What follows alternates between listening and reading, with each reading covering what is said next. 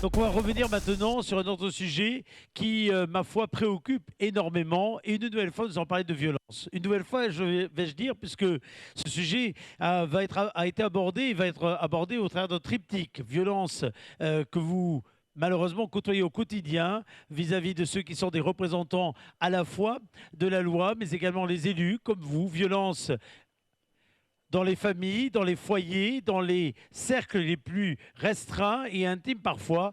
Violence également dans des lieux de passion, dans des lieux où au contraire, il ne faudrait point que ce type de sentiment soit ressenti. Il s'agit des stades. Madame la Présidente, venez nous rejoindre puisque nous allons parler maintenant de ce sujet et qu'au terme d'un échange que nous allons avoir avec plusieurs intervenants, nous procéderons à une autre signature, une convention spécifique également qui va venir quelque part acter une volonté commune de se saisir avec encore plus d'efficacité de la lutte relative à ce sujet. Pourquoi rapidement, Madame la Présidente, en forme d'introduction, pourquoi est-ce que vous avez tenu absolument à, vous l'avez dit tout à l'heure, à renouveler les sujets, à renouveler les modes de réflexion. C'est dire que ce sujet des violences, y compris parfois dans les plus petits stades, on imagine bien, on le voit bien, on l'entend bien, parfois dans le très très haut niveau, dans des équipes qui parfois cristallisent l'attention autour de ce sujet. Ça veut dire que vous, dans vos territoires, au nom de tous les élus que vous représentez, Madame la Présidente, vous le ressentez, vous le percevez, et c'est un sujet qui pour vous est un sujet prégnant de notre réalité. Bonsoir à tous. Alors, on peut penser qu'on crée une dynamique à partir d'une ignorance totale du sujet, ce qui a quand même été mon cas. Je dois vous avouer que le football n'était pas vraiment ma spécialité et je tiens à remercier Marco Santin, grâce auquel je suis même allé faire une télévision sur un sujet aussi éloigné de mon quotidien que possible. Ceci dit, bien des éléments de la violence que l'on constate dans les stades correspondent à des phénomènes que nous rencontrons dans les communes.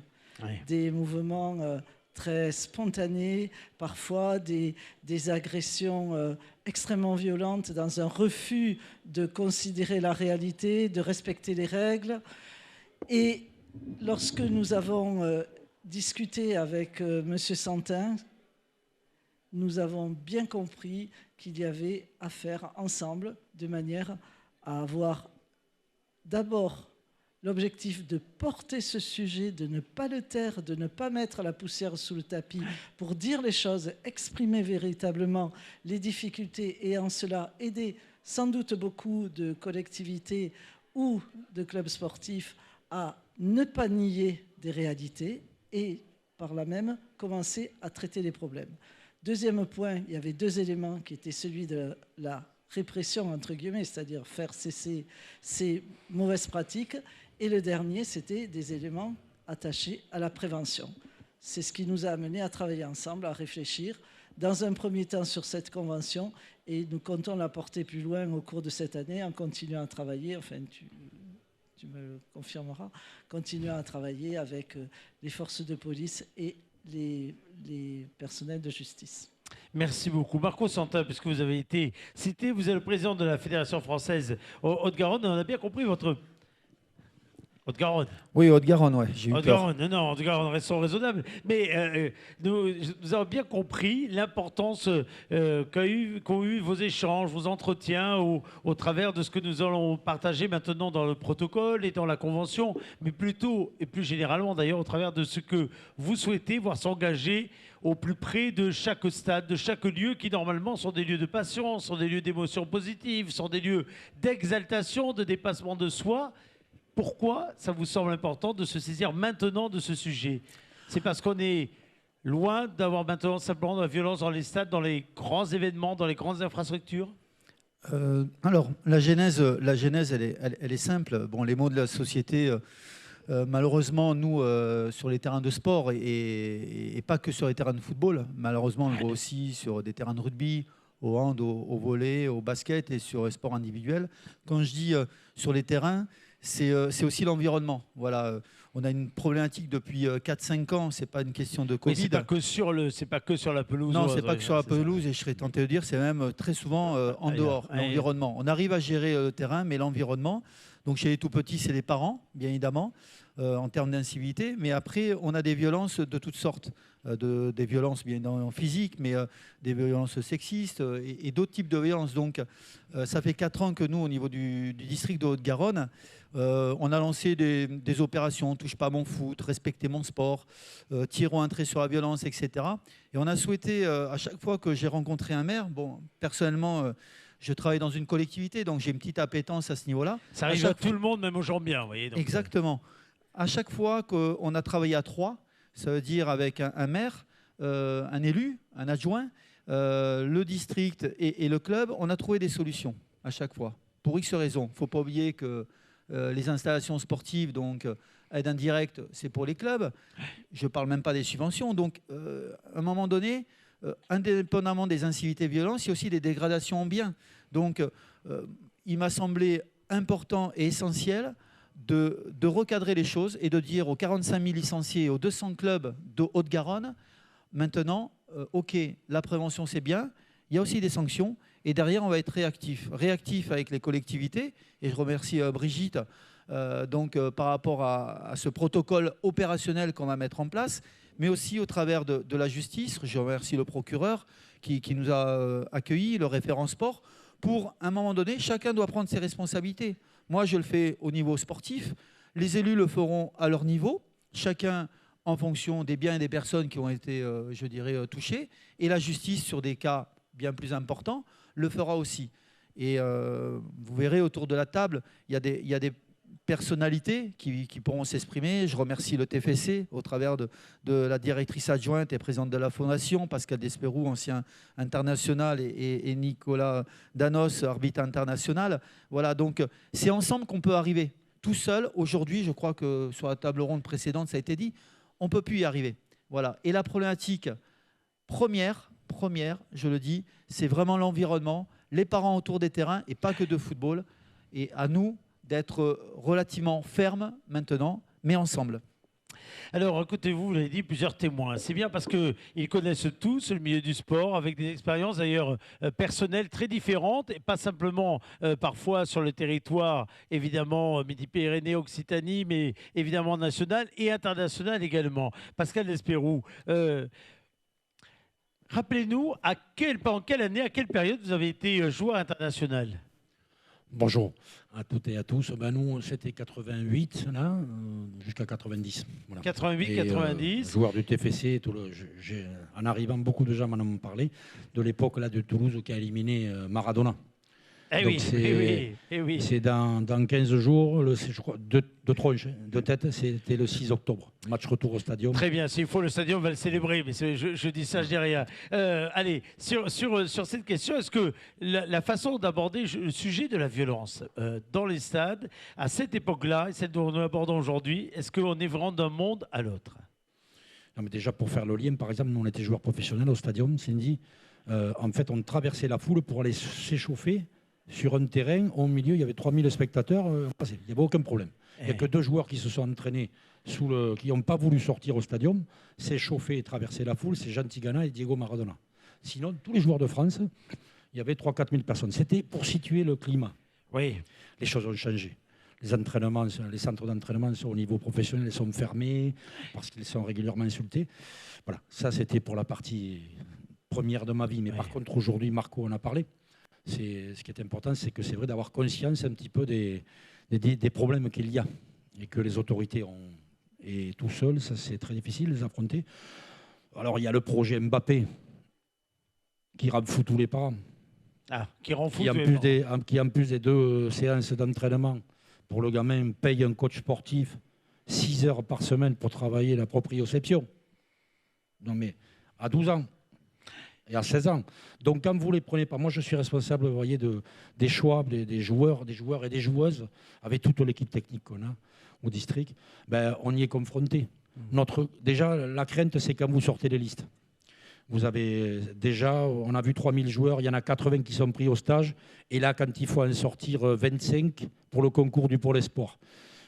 En général. C'est quand vous dites la crainte, c'est quoi? Sur la réaction que ça va, susciter? Dans ma responsabilité, si vous voulez, une fois que les listes sortent, il faut connaître ça. Vous avez pendant 3 à 4 jours, je ferme ou je filtre le portable. Parce que les mœurs sont changées. Tout se négocie, tout se conteste. L'autorité du cadre technique, fut-il international, l'autorité même de décision d'un comité directeur comme le district, elle est contestée. Donc déjà, il y a ça. Voilà. Et après, les jeunes ont changé. Et le public a changé. Il ne faut pas se mentir. Voilà. D'aucuns vous diront que ce conflit d'autorité, cette difficulté d'autorité, de reconnaissance, quelque part, d'une règle, d'une autorité, y compris lorsque, comment dire, le décisionnaire est crédible et respectueux, tout ce que l'on veut, d'aucuns vous diront que dans bien des domaines, on retrouve la même difficulté à accepter le choix, à ne pas le contester, etc. Vous avez l'impression que c'est plus fort encore dans un milieu aussi passionnel que le sport? Mais vous savez que j'essaye d'être... Je sors, moi, d'un quartier difficile à Toulouse, les Isards. Ça s'appelait les Trois Cocus. En étant 3 frères, on portait mal, quand on prenait le bus, l'appellation du quartier. Ce que je veux juste vous dire, c'était que même dans ces quartiers-là, à l'époque, leurs parents, voire leurs grands-parents, j'allais dire, acceptaient. Le football était un ascenseur social magnifique. Voilà, et ça l'a été du reste. Donc, mais on se revoit encore. Là, le problème, c'est la jeunesse. Et donc aujourd'hui, pour la Fédération française majeure, le critère majeur déjà, est-ce qu'il est associable? Est-ce que le gamin, qu'est-ce que tu es prêt à sacrifier? Et notamment dans le double projet, scolaire et éducatif, et bien entendu sportif. Je crois qu'il y a des clubs très sérieux. Le TFC est un exemple monumental. Parce que vous entendez des sommes sur les joueurs qui sont vendus, mais nous, on les connaît depuis l'âge de 13 ans. C'est des garçons et des familles qui ont peut-être été mis au pli très vite à 13 ans, mais qui ont reçu une double formation avec des objectifs scolaires et des objectifs sportifs. Je passe le micro rapidement à Nicolas Danos. Arbitre international, président de la commission régionale d'arbitrage Occitanie, très proche des arbitres amateurs sur le terrain. Alors on a toujours l'image de la contestation de la décision arbitrale, on a toujours tous les clichés que l'on peut entendre, voir. On l'a bien compris au travers de tout ce que disent d'ailleurs ceux qui ont en charge des responsabilités arbitrales, le poids qu'il y a dessus et dorénavant aussi cette forme de parfois violence, d'invective permanente que vous entendez, que vous voyez. Mais c'est le cas également dans les petits terrains, sur des petites rencontres, sur des arbitrages, pardon de le dire, d'ultra proximité. Bonjour à tous. Il est vrai que nous, on est là pour appliquer les règles du jeu. On est comme un chef d'orchestre d'un match. Et il arrive que sur certaines décisions, on fasse pencher la balance d'un côté ou de l'autre. Mais nous, on est avant tout des passionnés de football. C'est-à-dire qu'avant que je démarre l'arbitrage, j'étais joueur de foot à l'AS Muret. Après, je suis devenu arbitre et j'ai monté mon échelon petit à petit pour être maintenant arbitre international. Et la violence, nous, en Ligue 1 et même au niveau étranger, n'est pas la même qu'au niveau amateur. C'est-à-dire J'ai beaucoup de respect pour les arbitres amateurs, pour lesquels je suis le président de la commission depuis le mois de janvier. Et en fait, la violence, elle s'est banalisée en fait. Ah oui. Et je leur ai dit, je leur ai passé un message fort lors du dernier stage. Je leur ai dit, ce qui s'est passé l'an dernier, c'est terminé. Ce qui s'est passé il y a 10 ans, c'est terminé. Maintenant, c'est tolérance zéro. J'aurais dit, c'est tolérance zéro. Je ne veux... J'ai eu des arbitres qui m'ont appelé en témoignant de propos sexistes, de propos racistes, un jet de caillou sur un arbitre. Mais on a dit que comme le caillou n'avait pas touché l'arbitre, mais il fallait qu'on continue le match, et c'est pas grave. Des exemples, je peux vous en citer à l'appel. Mais le problème, c'est que ça s'est banalisé et qu'on ne peut rien faire. On ne peut rien faire. Le moins que l'on puisse dire, Marco Santa, je reviens vers vous, c'est que ces derniers mois n'ont pas été avares, en effet, de faits qui montre bien à quel point le destin de l'un ou de l'autre peut basculer en quelques secondes autour de ce qui est normalement en effet un lieu de rassemblement, un lieu de passion, un lieu où oui, on peut laisser exulter certaines fois, où l'on peut laisser entendre certaines choses, mais c'est tenté que ce soit fait en respectant finalement ce qui quelque part peut opposer dans le jeu, dans le fait de jeu, dans le fait de match, voire même dans la culture d'un club. Mais là, ça dépasse tout ça finalement. Oui, je vais citer 3 exemples qui vont être très parlants. Malheureusement, ça ne m'amuse pas de passer des fois sur les journaux nationaux pour expliquer 3 faits l'année dernière. Vous allez vite comprendre. Colomiers, donc 2 éducateurs, leur voiture brûlée. Voilà, dont un, heureusement que le voisin l'a sorti avec ses enfants. Donc, tout simplement parce que ces 2 éducateurs n'ont pas pris un petit de 10 ans pour aller faire un tournoi à Bordeaux. Donc là, c'est le choix que c'était votre. Le fameux choix, voilà, Mbappé. C'était un tournoi quelconque. Hein, voilà. Donc, premier fait gravissime. Bon, la justice est intervenue. Il va passer en jugement bientôt. Deuxième situation, club sympathique de Longage, que j'ai rencontré l'élu et le président. Un joueur senior a tué le club. Aujourd'hui, il n'y a plus d'équipe senior à Longage à cause d'un joueur. Voilà. Il a poursuivi l'arbitre pendant 80 mètres. Ils se sont mis à 6 pour l'arrêter. Bon, il était assez costaud, le garçon, et heureusement qu'il ne l'a pas touché. Sauf que nous, on a sorti l'équipe. Oui. Alors, bon, je suis allé voir l'élu, encore une fois. On aurait pu anticiper si on s'était vu avant avec le club. Voilà. C'est pour ça que je dis que c'est important. Pourquoi vous dites qu'on aurait pu anticiper? Parce qu'il y avait des faits quelques semaines avant. D'accord. Des prémices. Il y avait des prémices. Exactement, des prémices qu'on avait eues. Voilà. Donc, c'est pour ça que, avant d'arriver... Parce que pour moi, le club de football, parfois dans des villages, c'est comme un service public. C'est la poste qui part, etc., etc.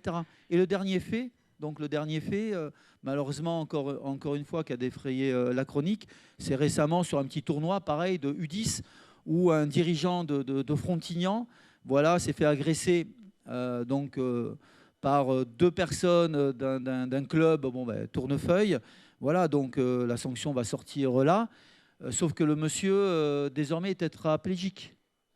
Voilà. Et il venait juste voir son enfant de 10 ans. Donc 3 faits l'an dernier gravissimes.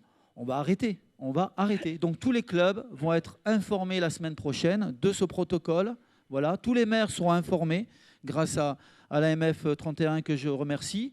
Voilà. Et aujourd'hui, il l'a dit, tolérance zéro. On va arrêter. Voilà. On va revenir sur le contenu du protocole. Juste avant, je vous donne le micro. Merci d'être là, Sylvie Johnson. Outre, en effet, vos responsabilités à la direction générale adjointe du TFC, vous êtes également la présidente de la fondation du TFC. Et c'est vrai que dans le marbre de la fondation et dans les actions de la fondation, cette lutte, j'ai presque envie de dire quotidienne d'ailleurs, elle fait partie intégrante du projet de celle-ci. Expliquez-nous.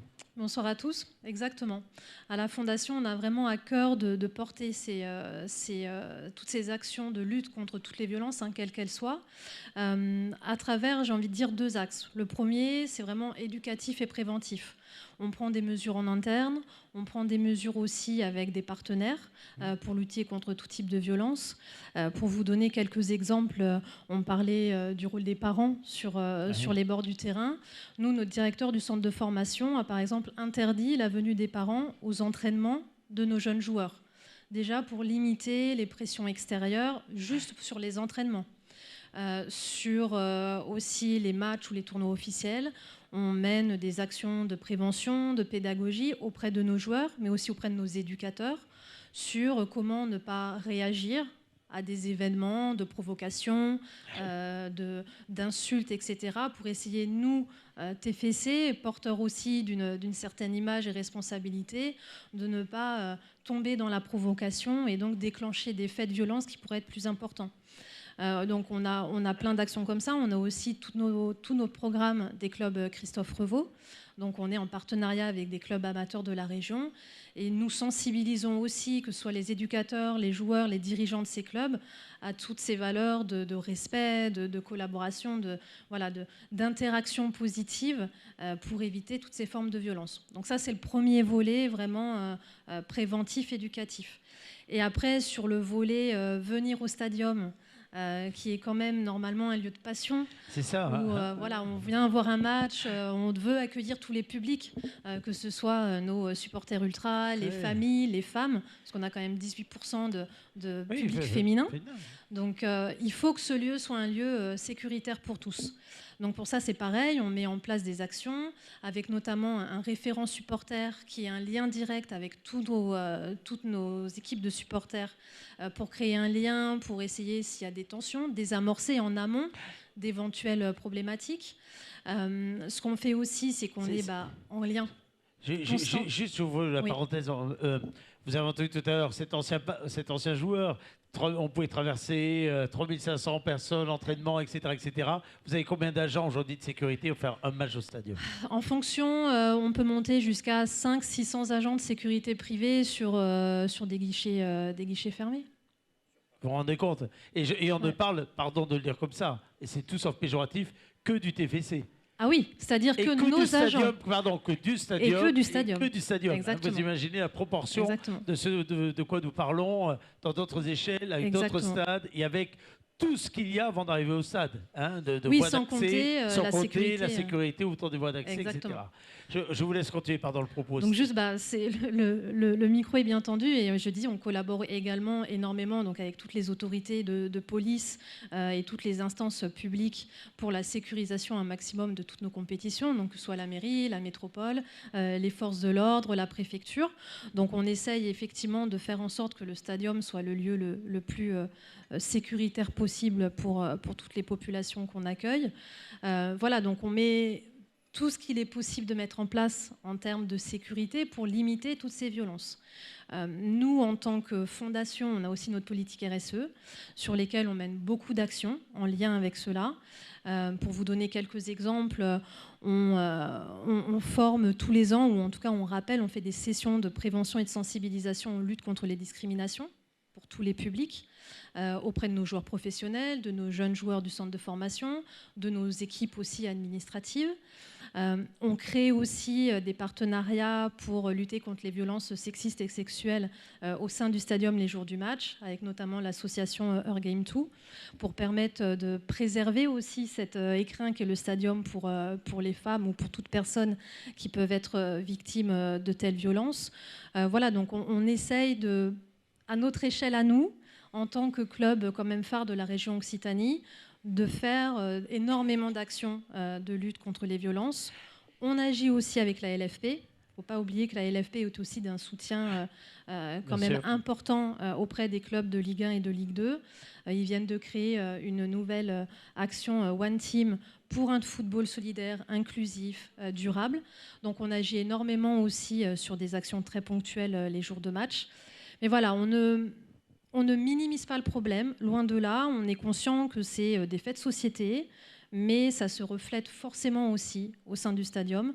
Et on prend pleinement à bras-le-corps l'ensemble des mesures que nous, à notre niveau, on peut en tout cas engager pour lutter contre ça. Monsieur le commissaire, vous êtes libéré ce soir pour évoquer ce sujet dans une journée dont j'imagine qu'elle était légèrement chargée, comme d'autres, cela dit, mais qu'aujourd'hui, en tout cas, elle était légèrement chargée côté effectif. Ça représente quoi, si on est factuel, ça représente quoi aujourd'hui en matière de mobilisation d'abord, mais aussi d'intervention, de préparation, une grande rencontre comme celle du TFC, ou une rencontre donc régulière du calendrier du championnat, un grand rendez-vous sportif, ou simplement, pardon, je vais aller encore plus loin, une rencontre qui peut se faire entre deux communes ou dans des territoires beaucoup plus restreints quand on entend le drame qui s'est passé sur des U10. Sur des U10. Regardez à quel niveau on doit se trouver, de rencontres sportives. Bonsoir à toutes, bonsoir à tous. Merci de me donner la parole. C'est vrai qu'on a une activité d'ordre public assez chargée aujourd'hui, comme mercredi dernier. Alors, j'ai été remplacé aujourd'hui, j'étais de la fête mercredi dernier, et je suis très heureux de participer à cet échange et cette table ronde. Merci pour l'invitation. C'est bien, vous le faites version match aller, match retour du mercredi, vous avez raison. Du jeudi, vous avez raison. On reste dans la thématique.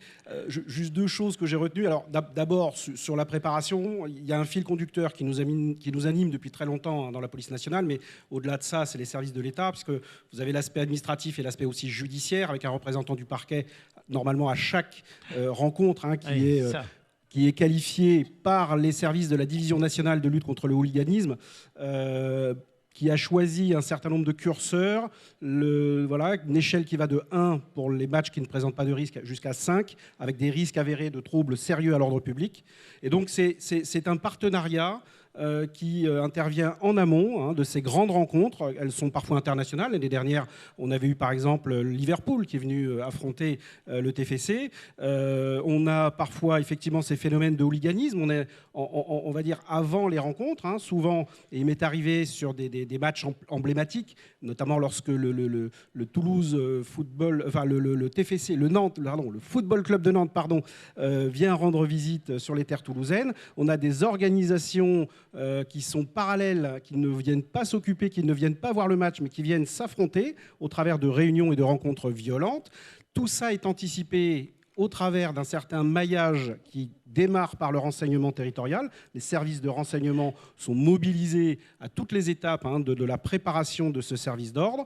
Et ensuite, vous avez des liens avec des policiers référents, qui sont les contacts, les portes d'entrée, à la fois vis-à-vis des organisateurs, mais également des autres services de renseignement qui sont sur d'autres départements de France, lorsqu'on a des déplacements à risque. Sur les grandes manifestations, globalement, sur les matchs classés à risque, on peut monter jusqu'à 2 unités de force mobile. C'est à peu près 80 agents des compagnies républicaines de sécurité ou des escadrons de la gendarmerie mobile, avec en plus un engagement de policiers au plus proche du terrain, ce qu'on appelle les sections d'intervention rapide. Pour les aficionados, en tout cas ceux qui regardent les matchs, vous les reconnaîtrez à leur survêtement, et à leur acronyme dans le dos qui les permet de les identifier. Et puis également, on a au plus près des supporters dans les parcages, des policiers, alors non pas infiltrés, mais en tout cas qui sont présents et qui peuvent jouer l'interface et qui vont prévenir que, ça nous est arrivé par le passé, notamment sur le TFC, avec certaines équipes un peu chahutantes, d'expliquer que la politique pénale du parquet, pour Toulouse, c'était une mesure de garde à vue dès lors qu'on passait avec un fumigène, tout simplement, que les violences étaient systématiquement poursuivies, qu'elles faisaient l'objet de placements en garde à vue, de comparution immédiate. Donc ce partenariat qui est ce fil conducteur, qui nous réunit ce soir autour de cette table, il trouve sa concrétisation dans la préparation de ces grands événements. C'est la première partie.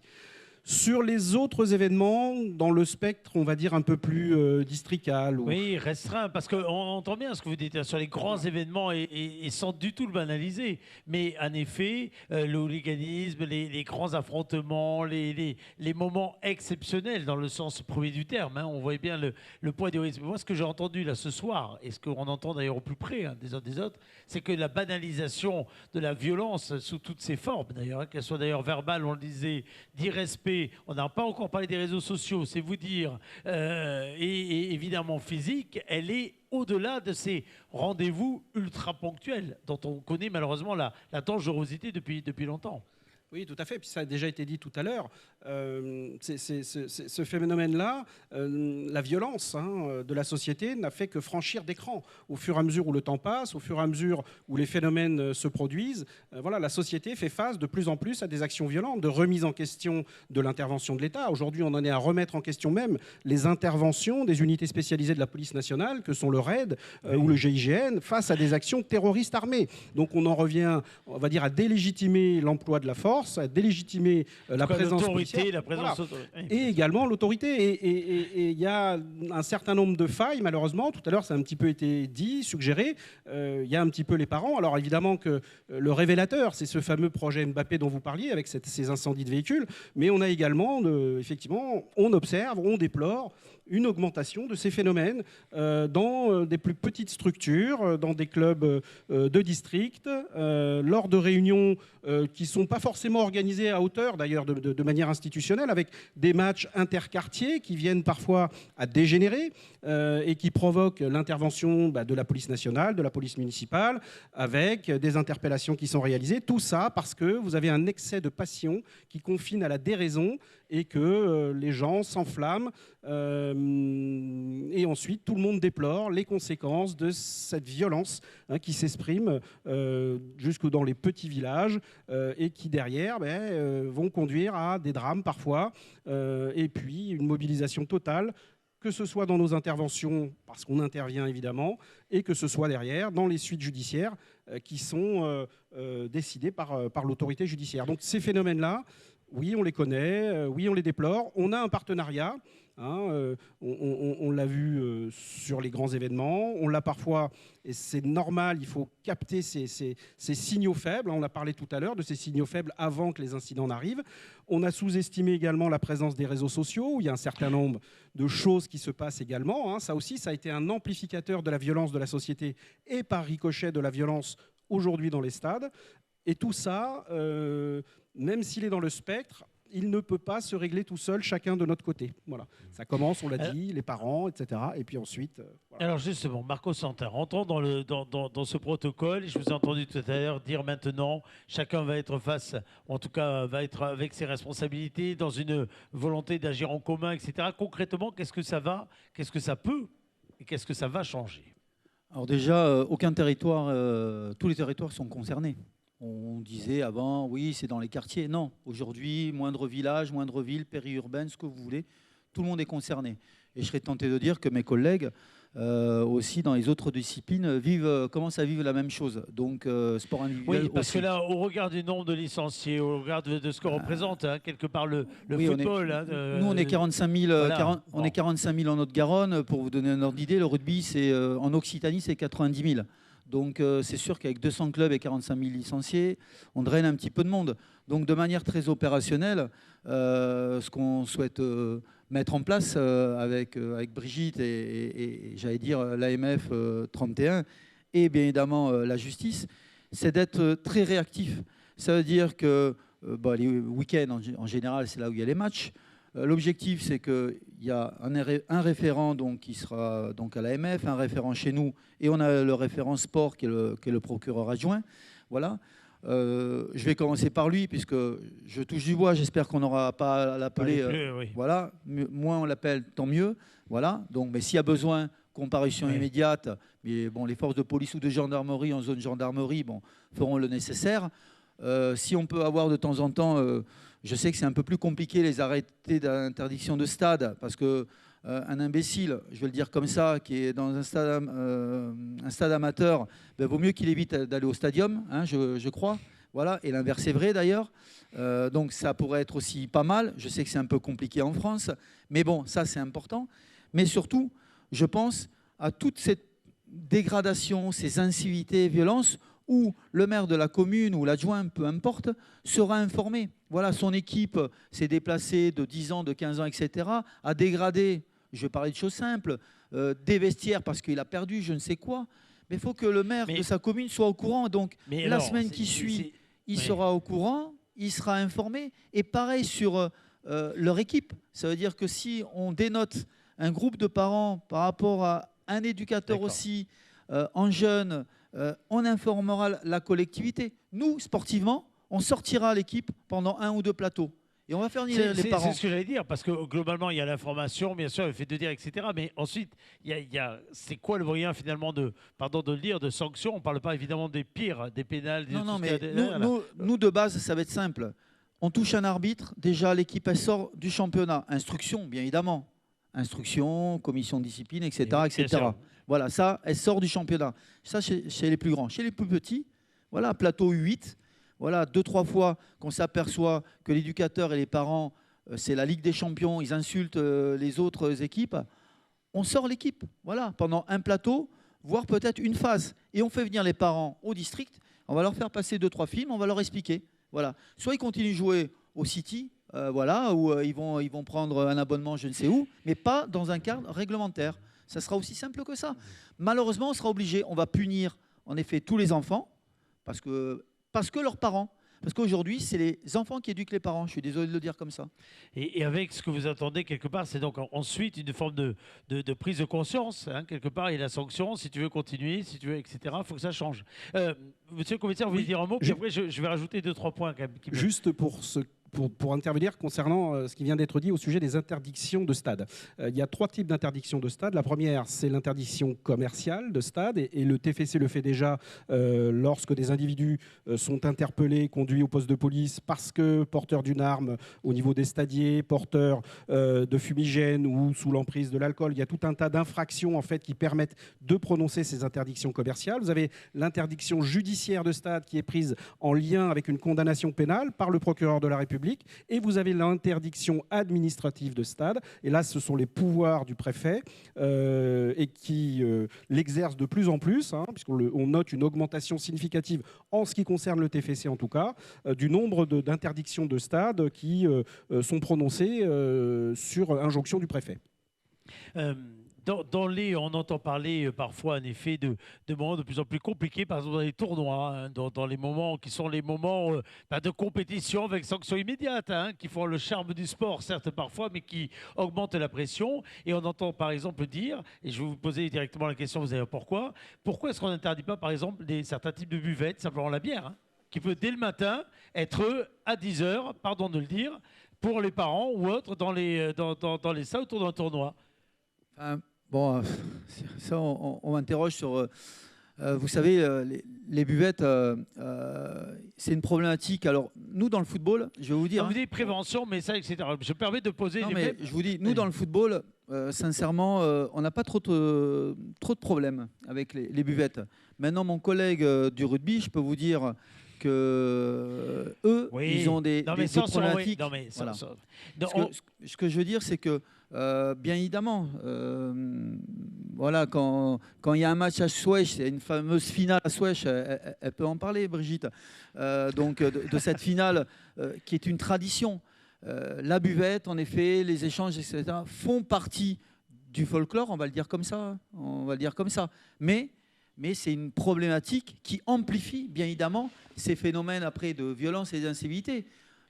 Mais tout comme la célébration d'une formidable victoire aujourd'hui, on voit bien à quelques années se retrouver au cœur d'une ville, etc., fêter, pouvait avoir un niveau d'excitation. Aujourd'hui, on est dans un débordement, de la casse. Ce genre de matin, on se demande juste combien de bagnoles n'ont pas été brûlées, combien de vitrines. Et donc, quand je dis ça, c'est pas parce que... Et alors que la tradition, elle était bien de se retrouver. Donc, on peut toujours dire c'est la tradition qui voulait que, mais... Je me permets de vous, puisque vous êtes là en train de dire il faut faire évoluer les choses, jusqu'où le curseur doit ou pas évoluer? Alors, moi, c'est une question que j'ai très clairement posée. Lorsque des maires investissent dans des stades, notamment maintenant, on nous engage à mettre des stades en synthétique, extrêmement cher. Donc, ces dégradations, elles sont préjudiciables. Et il est évident que je pense que les maires, notre souci, c'est de donner des outils aux maires pour leur permettre d'intervenir, puisque beaucoup de maires financent aussi les associations. De notre côté, j'en ai discuté aussi lorsque nous avons commencé ce travail, il y a un modèle économique sur lequel il faut vraiment s'interroger. La place de l'alcool, les addictions interdites, n'en parlons pas, mais la place de l'alcool, parce que c'est aussi un moyen, une ressource pour le club. Bon, quelle place peut-on accepter de laisser? Alors, les spectateurs, vous évoquez le TFC, la police nationale, etc., sur des structures qui sont des grands, des matchs importants, internationaux ou nationaux. Mais nous, dans les communes, dans les petits clubs, dans les petites villes, voilà, il y a quand même aussi toujours ce problème. Comment on va gérer, encadrer, discuter de ça? Parce que c'est beaucoup de bière, c'est aussi des conducteurs qui repartent après, il y a des déplacements. Et voilà, c'est pour ça que le modèle de fonctionnement de cette sociabilité, il faut vraiment aussi l'interroger si on veut arriver à une amélioration. Et en tout cas, ce n'est pas pour jeter la pierre, mais c'est en tout cas pour se dire qu'un effet comme tout évolue, comme vous l'avez constaté, hein, les uns les autres, sur les incivilités ou autres, à quel endroit ce qui peut être des exponentiels sont ou pas aussi considérés dans leur globalité. La protection, moi je suis sidéré, j'avoue, hein, de voir un défi dans ce que vous dites les uns les autres. Finalement, à quel point il faut des mesures extérieures, il faut de la répression, il faut des agents visibles, il faut tout ça pour se dire qu'on peut être ensemble autour de ce qui devrait être normalement un sport qui rassemble, qui passionne, qui permet à des gens de confession, d'origines différentes, etc., de se retrouver. C'est-à-dire que quand on vous entend, pardon, je vous le dis d'un œil très extérieur, on a l'impression que c'était avant le formidable dénominateur commun du sport, à nul autre pareil. Aujourd'hui, il se retrouve par rapport à ce que vous dénoncez ce soir, hein, à juste titre, qui est un quotidien, finalement remis, non pas en question, mais en tout cas presque... en faiblesse par rapport à tous ces excès-là. Tout à l'heure, à un moment donné, on a déjà du mal à respecter un policier municipal, on a déjà du mal à respecter un enseignant. Donc, un éducateur, un arbitre. Mais c'est juste des règles. En fin de compte, c'est juste des règles. Donc, nous, on est le sport le plus populaire. Donc, bien évidemment, on est toujours champion du monde dans tout, le football. Sauf qu'encore une fois, moi je parle avec tous mes collègues, confrères dans les autres disciplines, ce qu'on vit nous, ils commencent à le vivre eux, à leur échelle. Et donc ce que je veux dire, ça ne vous décourage pas, vous dites quand même, ah non, ça ne vous décourage pas. Ah non, pas du tout. Parce qu'on pourrait se dire aussi à l'extrême, surtout pas. On pourrait se dire à l'extrême, allez, allons jusqu'au bout, fermons, ne mettons pas de public. Non, non, vous dites surtout pas. Évidemment, il faut conserver, et vous pensez qu'avec ce type de protocole, ou en tout cas ce type d'action, de prise en considération de sanctions ou autre, ça, on peut renverser la vapeur? Disons que ce protocole, c'est un ensemble. On a un protocole. Expliquez-le bien. Voilà. Il y a d'autres districts, la Gironde à côté le fait pareil, ils sont 50 000 licenciés. C'est un protocole. On va avoir des caméras pour les arbitres, en tout cas dans mon district. Bien évidemment, il y a des sanctions en points, il y a des sanctions financières, il va y avoir des sanctions, bien évidemment, même pour les petites catégories. Donc, en définitive, le protocole vient compléter un plan général, voilà, pour juste remettre, comment vous dire, les gens dans une certaine, je dirais, respect logique de ce qu'a connu Pascal à son époque, ou moi, ou d'autres. Tout simplement, on veut remettre le curseur là où il doit être, tout simplement. Donc, et on va y arriver mais aujourd'hui, il faut se mettre à plusieurs. Voilà. Oui. Allez-y, Madame la Présidente.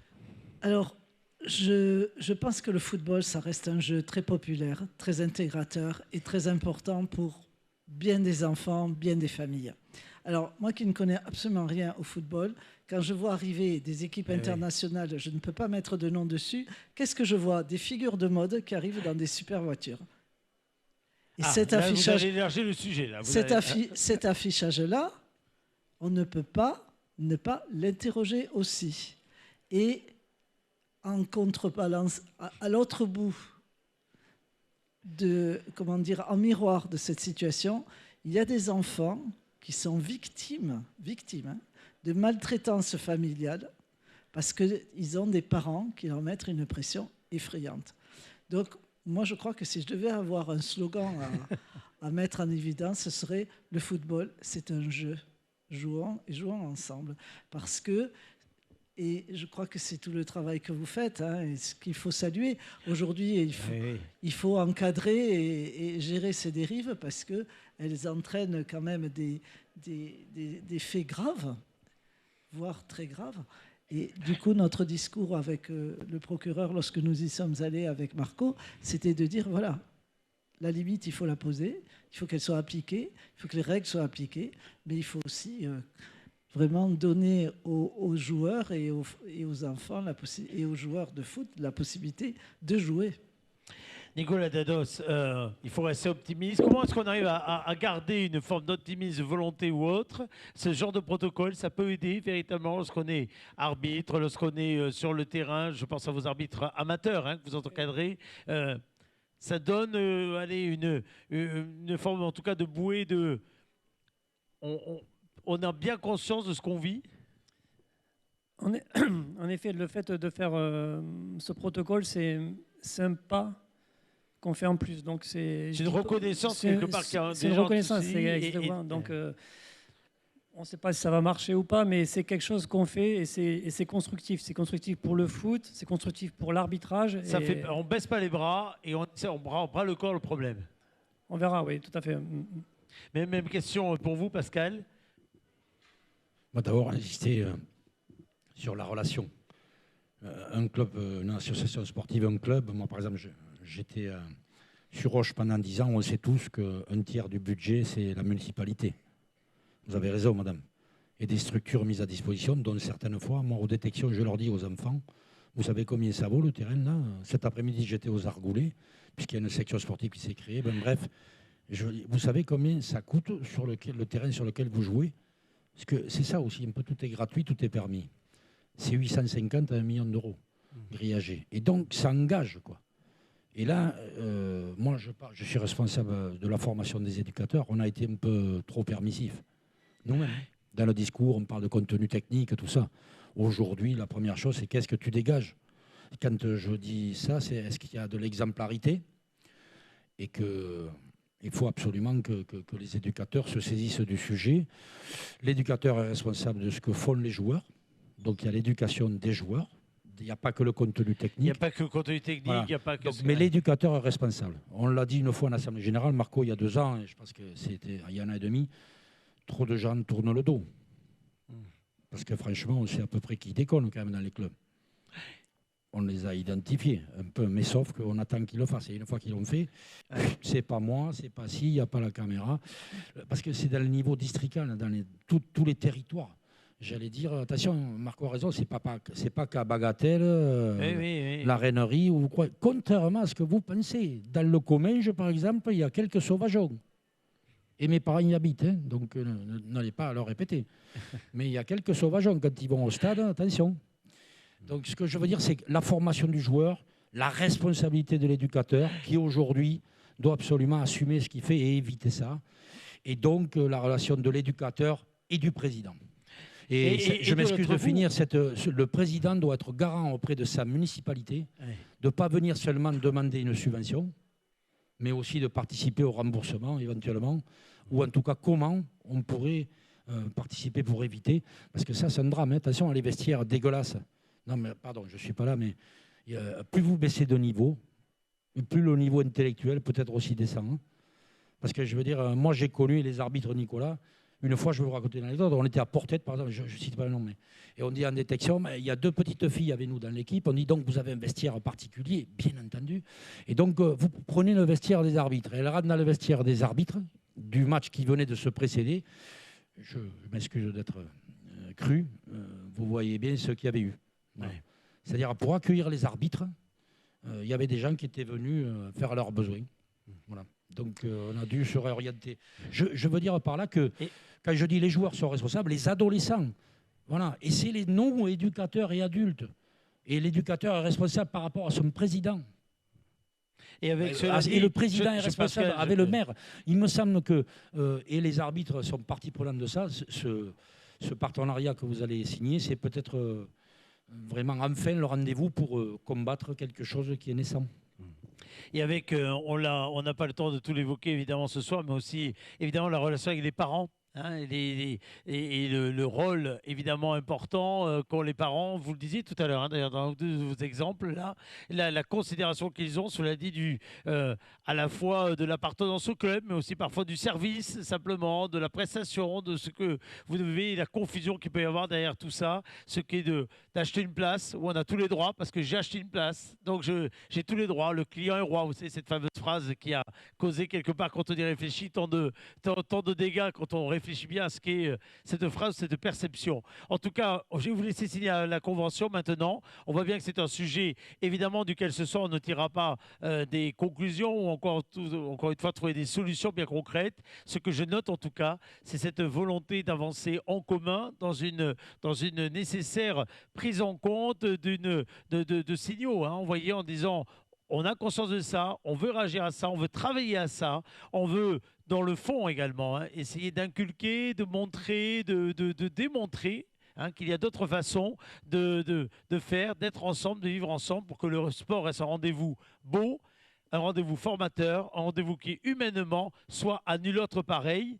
Alors que là, malheureusement, on devient comme les autres, dans le plus mauvais sens de ce terme-là. Je vous laisse signer la convention. Allez, c'est parti. Elle va arriver. Hop. Je parle de la convention. Ensuite, je vais vous demander de bien vouloir commencer à vous rassembler pour ceux qui sont les représentants des communes qui vont être récompensées dans le cadre de Ma Commune Bouge.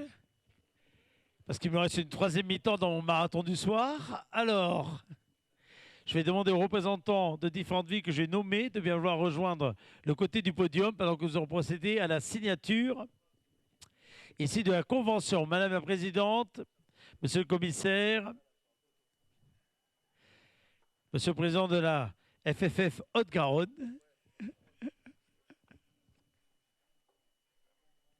et je vais demander aux maires, aux représentants de plusieurs collectivités, Fronton, La Masquère, qu'est-ce que nous avons? Mel, Roufiac-Tolosan, Saman, Séguède, l'Union, Portée-sur-Garonne, il va falloir commencer à s'approcher, s'il vous plaît, du rideau. Idem pour Blagnac, Saint-Geniès, Bellevue, Moran,